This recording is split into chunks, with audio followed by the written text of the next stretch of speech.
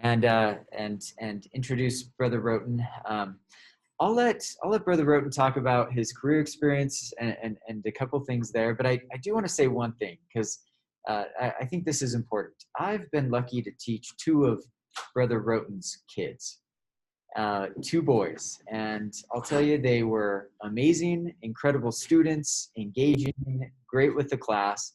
And that to me, I think, is one of the best introductions that I can give to Brother Roten. It's clear that he cares about people, and if his kids are any indication, he's just a stellar person. So with that, let's welcome Brother Roten to the class. All right, thank you. I do have a, Yeah, you can take over this. oh, Like, let me just log in here. Yeah, because I don't know what you can also, whatever you want. you want to put it Zoom, I into just- yeah, I this. can put it in there. That's the easiest for you for the, how many students are online? Yeah.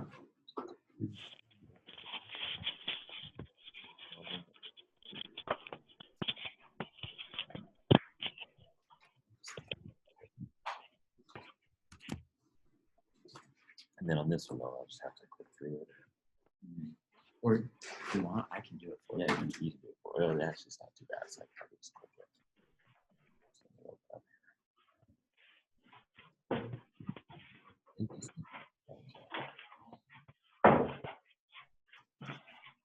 And do you want to What I'll run? do is I'll share it so they can see it online without it being on the screen. Okay, so my name is Brother Roten. I've been teaching here at BYU, I know, about 15 years now. Before we get started, I'm just curious, how many of you guys here are freshmen?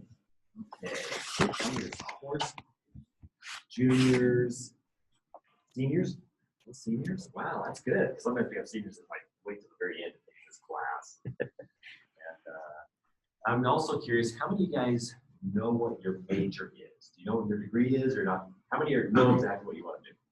How many aren't quite sure? Trying to figure it out. Okay. And then out of everybody, how many here are majoring in finance? Going business finance? A couple. How many are going business marketing area? A couple. How about business management, operations, supply chain? Okay, majority of you. How many of you? What's the other areas? Oh, business management. Just business management, general. Okay. How many? Any other degrees? Okay, well, let me get started by telling you a little bit about myself. Like Brother Hill said, my name is Brother Roten. I started out at BYU decades ago. And when I went to BYU, my major was pre-med. I was going pre-med because coming out of high school, I had done fairly well in my chemistry class and biology. And I thought, you know what, that's what I want to be, is going to pre-med. And then I took Chem 105 my freshman year at BYU. And I realized I was not good at chemistry. You know, there's some things I just wasn't good at. And I kind of thought back on that and said, okay, why did I like chemistry in high school? When I realized I like chemistry because I like doing the mathematical chemical compounds, the weights and stuff, atomic weights. I like that part of it. But remembering all of the, let's see, where do we need to stand? What's the best place for me to stand? It catches you Okay. everywhere, so you're good. And then, but I had a hard time remembering those big long words. You know, the vocabulary, the words just wasn't my strength. And then after my freshman year, I went on my mission to Japan. So I learned Japanese, and because I was learning Japanese, I thought, you know what, it'd be great if I could do business in Japanese. I'll do international business. And then I came back and took my first accounting class, and I only got a B in accounting, but I kind of liked accounting. And the reason why, now that I look back on it, is that I don't know if you learn Japanese, but Japanese is very rules-based. You learn the rules of the language. It's very structured. That's how you learn the language. And accounting is very rules-based.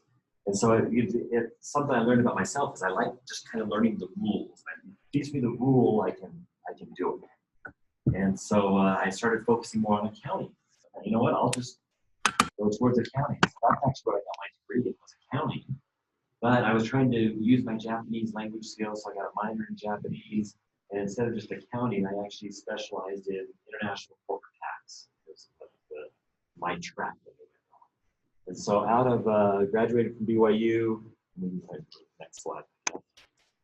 This is kind of my career path and where I lived throughout the United States. So I started in Provo, and then my first job was with a big four accounting firm, KPMG, in international tax practice, specializing with Japanese clients. We had a lot of manufacturing clients there in Atlanta. But then as I was going up my career path, after 2 years, the Atlanta office said, you know what, we're not going to promote you.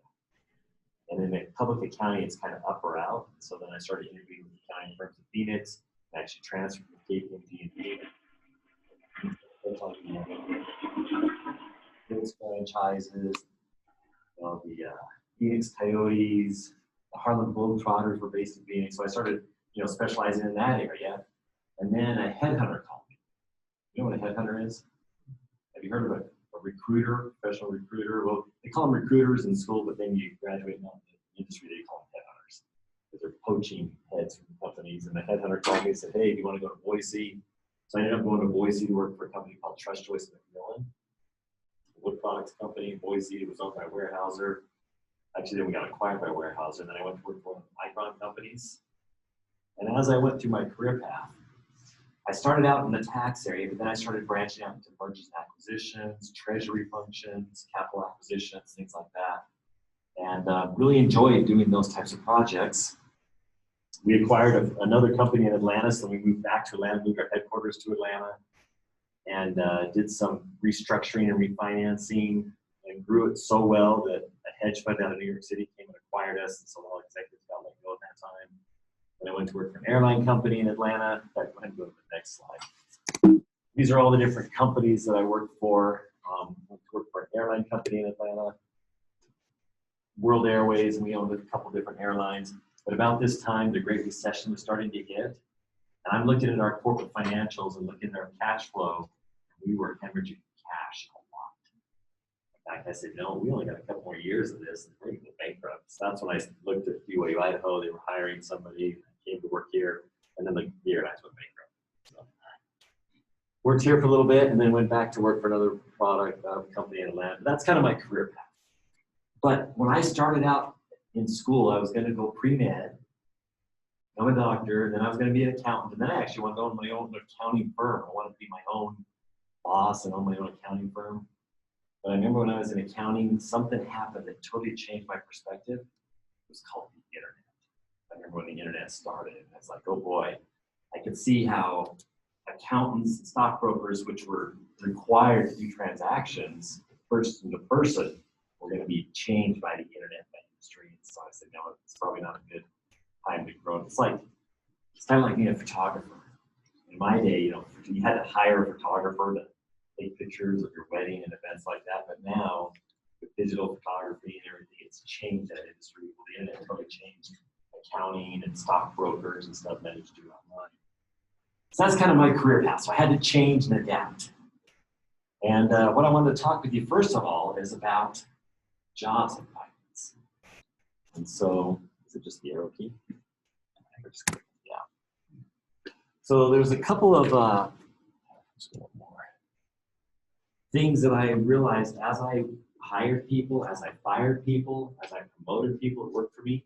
There was 3 critical skills that I feel individuals needed in order to succeed in business. First of all, you got to have cognitive skills. You've got to be able to think and reason and analyze things and come up with recommendations. You've got to be able to think on your own. You got to kind of be able to learn how to learn. You've got to be adaptable. You've got to be able to think. Cognitive skills, critical reasoning, analytical skills. The second critical skill is communication and teamwork.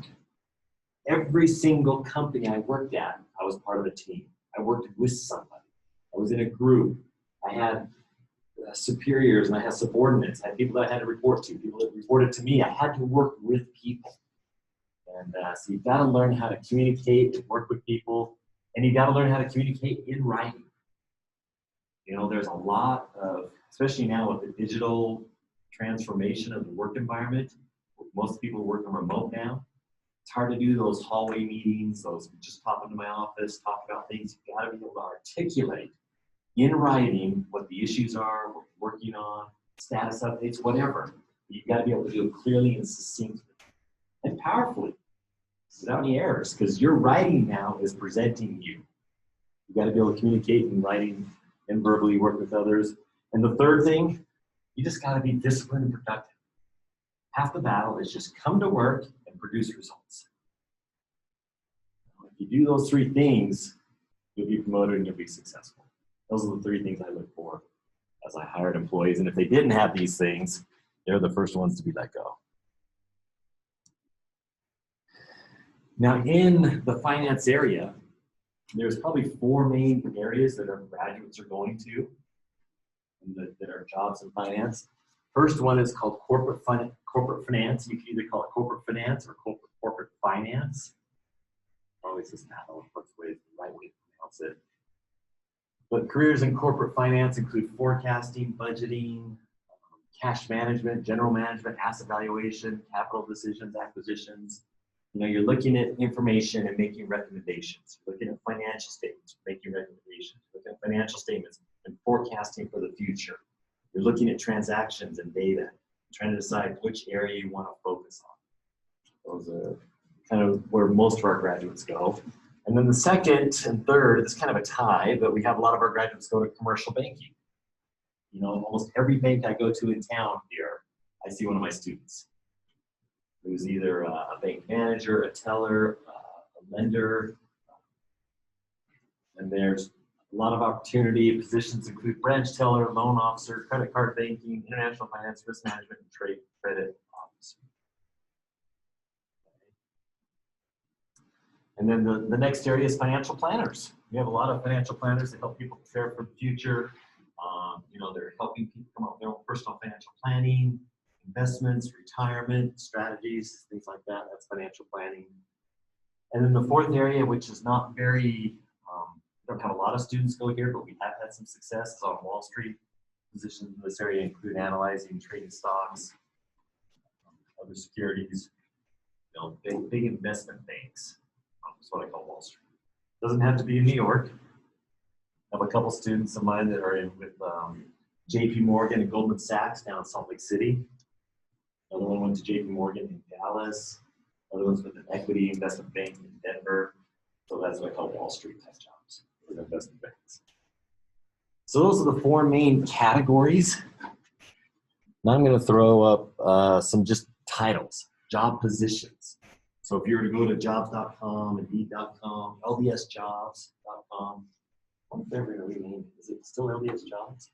I think it is, but they're going to. They're going to. It's still LDS LDSjobs.com.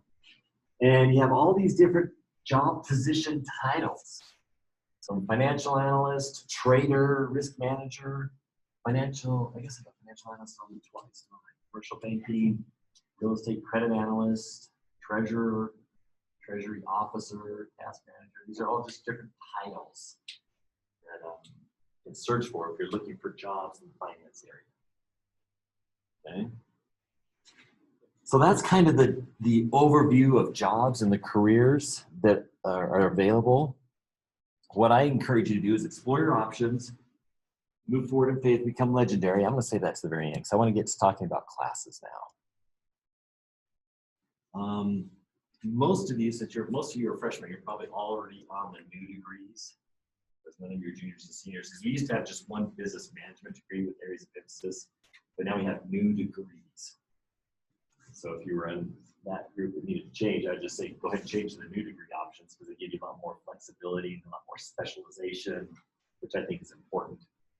But more important is when you're on the new degree, it allows you to take, it frees up some credits. Allows you to take kind of less classes because the credits that it frees up, you're probably aware of this. Let me just show you real quick. But on the new degrees, you know that if you take econ, this counts for one of your social sciences. I don't know if you're aware of that. So you just need to be able to plan out your degrees. Now let me back up a little bit. Let's see here. I want to back up. So with me, when I was going through my schooling, I wasn't quite sure what I wanted to do, but I wanted to keep as many options open as possible, as long as I could, as I explored my options. So I started out, like I said, pre-med, and then when I came back on mission, totally changed my major and went into business. So I chose general business as my degree. But as I went through that degree, I started exploring options. Initially, I thought maybe I would go with information systems, like computer stuff. And I took a class there and I thought, oh, I like it, but not that much. Because I liked computers. But when I took that computer class, there were definitely some hardcore coders in that class. I was not one of those guys. And I could tell, okay, yeah, they get it. I enjoy it, but I don't have that skill set to go far in that area. I was aware of it. So I switched out of information systems, went to accounting. Then I went to accounting. I started exploring the different areas of accounting. And I thought, I really like this area. Tax and corporate tax with international emphasis. But it took a while to get there. And as I was getting there, I took a lot of different classes to give me some understanding of what the areas cover. So if I was a student right now and I was trying to decide between kind of these areas, this is my little chart that I developed. I said, okay, which classes count for all of the areas that I can take now that'll help me explore the areas but still keep my options open? Does that make sense? So if you're not quite sure, these highlighted in pink classes count for all of these majors. So you can start taking these classes and it helps you maybe postpone that critical decision until you have a little bit more information. So accounting 201, accounting 202, business BA 211, BA 215, econ classes, those all count. They're required for all of these majors. I think this is still current. I made this chart for myself about a year and a half ago. Some stuff, it changes sometimes, so you gotta check it. But the green ones aren't required, but they're optional. So these first like 6, 7 classes here still fulfill requirements in all the areas. And then I've got another chart here, and I'll go ahead and send you this PowerPoint, and you can post it if you want. It shows kind of the options, but double check this, because like I said, this is kind of dated. It's a year and a half old. Just make sure it's accurate. And if you're not quite sure, then you can still take some classes to explore your options while it's still fulfilling requirements. Okay. And I already talked about that. So anyways, that's kind of an overview that I have for you. Now, what questions do you guys have? I want this kind of be a Q&A. What questions do you guys have? Yes? What kind of work do you do daily? Okay, so good question. And I'll explain it to you in 2 ways. It really depends on the company you're working for and the job title that you have. But if you're starting out in corporate finance, the jobs that I did daily changed depending on the company. I worked for one company, I was in kind of the financial planning and analysis, and we were constantly analyzing our customer churns and why our customers were coming, why our customers were leaving, trying to identify what was generating revenue and how we could keep our customers. So I was running the analytics for HostPro and trying to figure out what's going on with our revenue stream. That was one area. So it was constantly looking at new customers and trying to figure out where they were going, why they were coming, and analyzing from a finance perspective. Another company, I was doing just cash management. I'd come in and run cash every day, see where cash balances are. I'd be on the phone every morning with the brokers in New York, Seattle, and San Francisco, making investment decisions. Okay, I've got some treasuries rolling off, and I need to decide if I'm investing in the company or reinvest them in the markets. So I was doing some treasury finance planning. That makes sense. Cash management. Another company I was with, we were just doing corporate acquisitions, looking at financial statements, trying to figure out if what their financial statements say are really valid and where the soft spots are. So I don't know if that answered your question yet. But maybe but I never did financial planning. So if you go to personal financial planning, okay. What do you guys think finance guys do every day? Spreadsheets. Spreadsheets. Okay.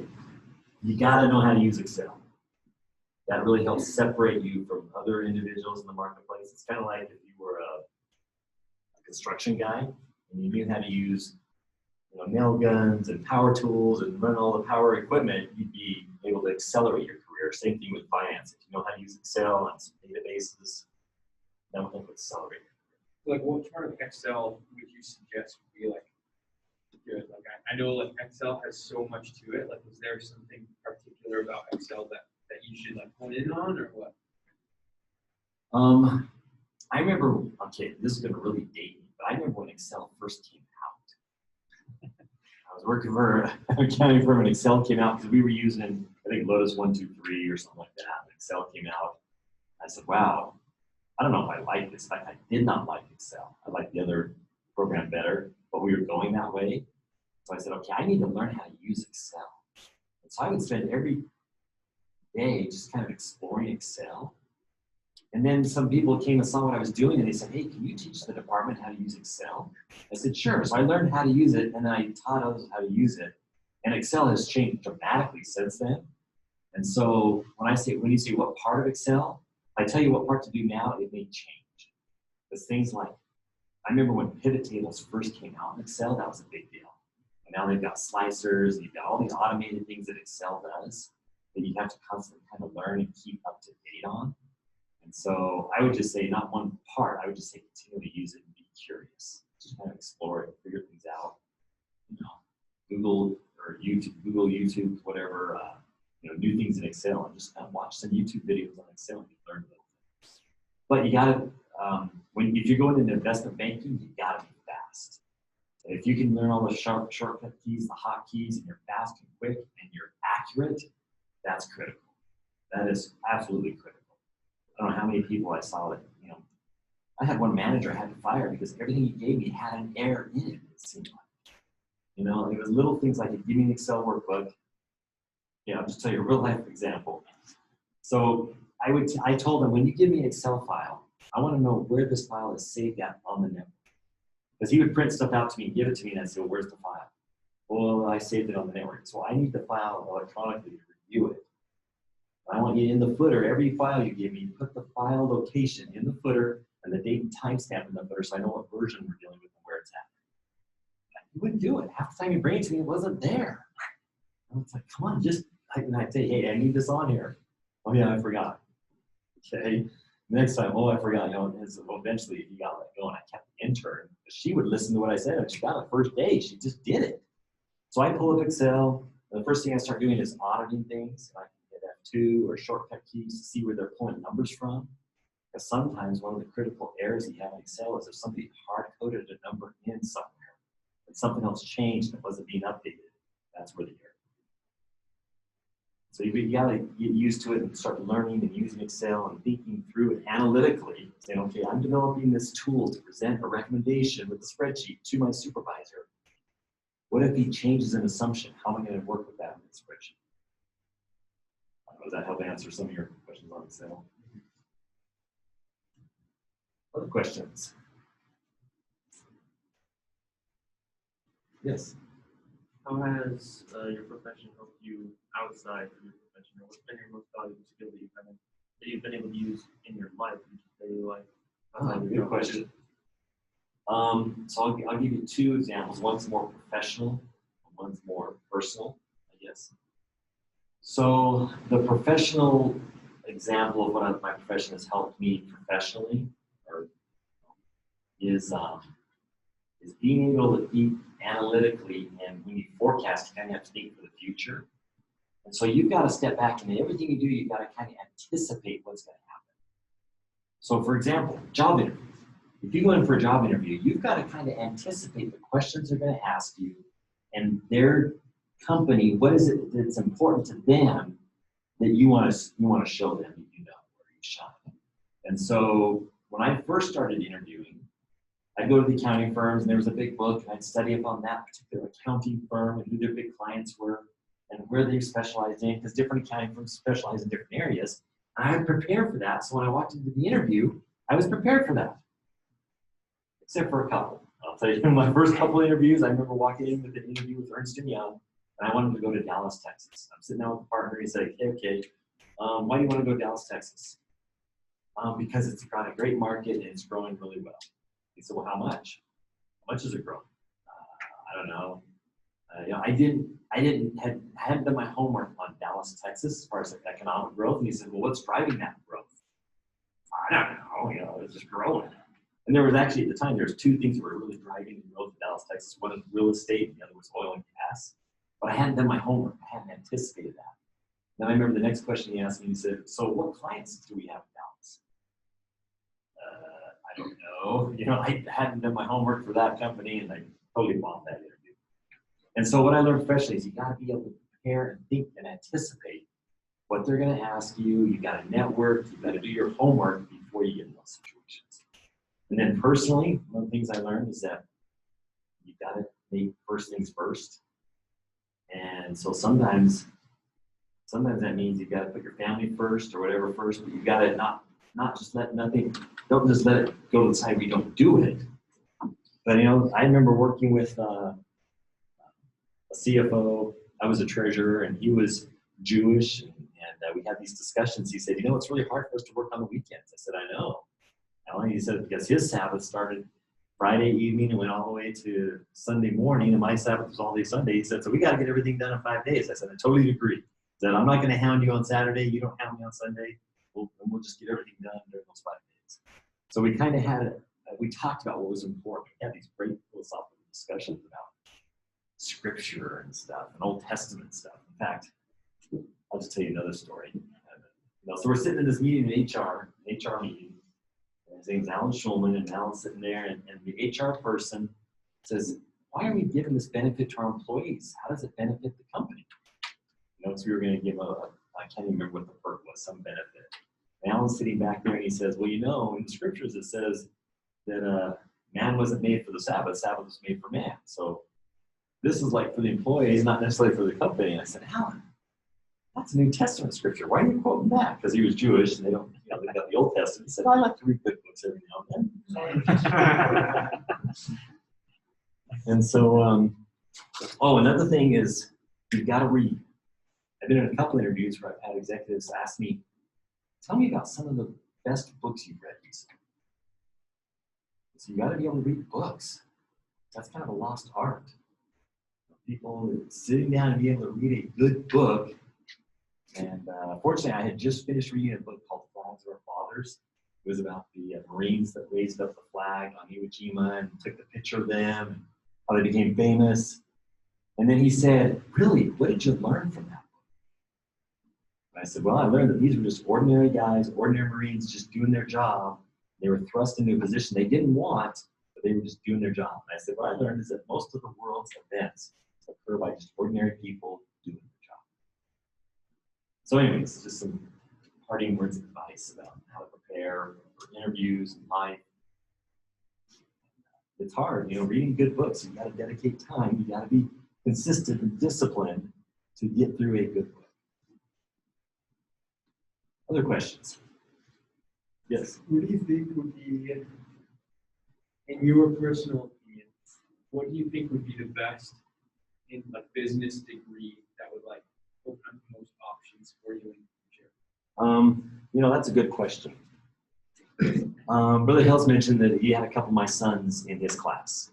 Let me tell you about my kids. I actually have 11 kids. And so let me tell you about them. Because my oldest son, he went into business, but he is not a finance guy. He's a sales guy. And he wanted to own his own company. He did summer sales for a while. He is actually really good at summer sales, closing the sale. He's very articulate. And now he owns his own kind of construction remodel company. And all he does is go out and do bids. And he does work. But he's got subs that he's hired out and stuff. And he's great at meeting with people, locking down a contract, meeting those expectations, delivering results. But on the finance side, he's not so good. That's okay. He hires accountants, and he knows that. So he's good at what he does. But he's which is selling and quoting bids. He's really good at analyzing rooms and saying, hey, this is how much it's going to cost. He can anticipate it now, and he can forecast the bid and make money doing it. I have another son who started out in business and actually realized he did really well in accounting. He likes accounting. Totally hated summer sales. He's not a sales guy, but he likes accounting. He's really good at analyzing numbers, looking for errors, and he's just very disciplined that way. And another son who's kind of a little bit of both, and he's still trying to figure out what he wants to do, but I think he's going to go finance because he likes that degree, but he's not quite sure. And he's working at a car dealership doing their kind of financial analytics and selling cars on the side. He does a little bit of both. So it's not necessarily what I think is the best. I think you have to analyze what you're good at. Because I'm I'm good at finance, but I'm not very good at marketing. When I was over revenue recognition, the marketing area, that just, I did it. I worked at it, so I could do it, but it just wasn't a good fit. So, I don't know, does that answer kind of your question? You have to analyze yourself. What are you good at? Some people really like getting in front of computers and doing coding and stuff, and writing code and the analytical code. People want to do more business analytics. Other people want to look at the colors, and I shouldn't have said that like that's bad. I mean, it's good. You got to look at the color schemes and the emojis and the delivery of your message. I mean, that's more marketing. You just got to kind of figure out what you're interested in and what you can be good at. Now, I do have, I don't know, we're supposed to hand out handouts. Yeah, if you want to hand this out. So I'm going to get, Brother Hells is going to hand out kind of all the different class options if you're going to go into finance. So you can look at some of the different courses that are available. I think one on the other page is not a suggested sequence.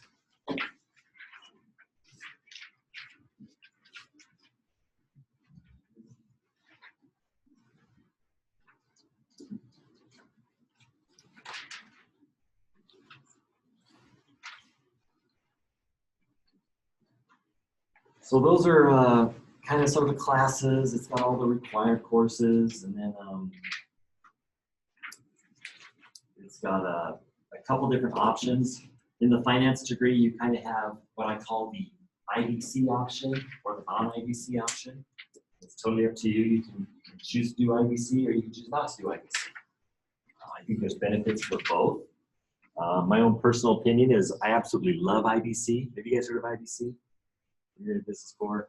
I think the experience is really good, and it's really good if you really haven't had a lot of experience before or something on your resume. The IBC experience gives you something to talk about in an interview, helps you talk about it. Because one of the questions will be, tell me about a time you had a conflict with a manager. How did you resolve that? Well, there'll be lots of conflict in IBC that you get to resolve.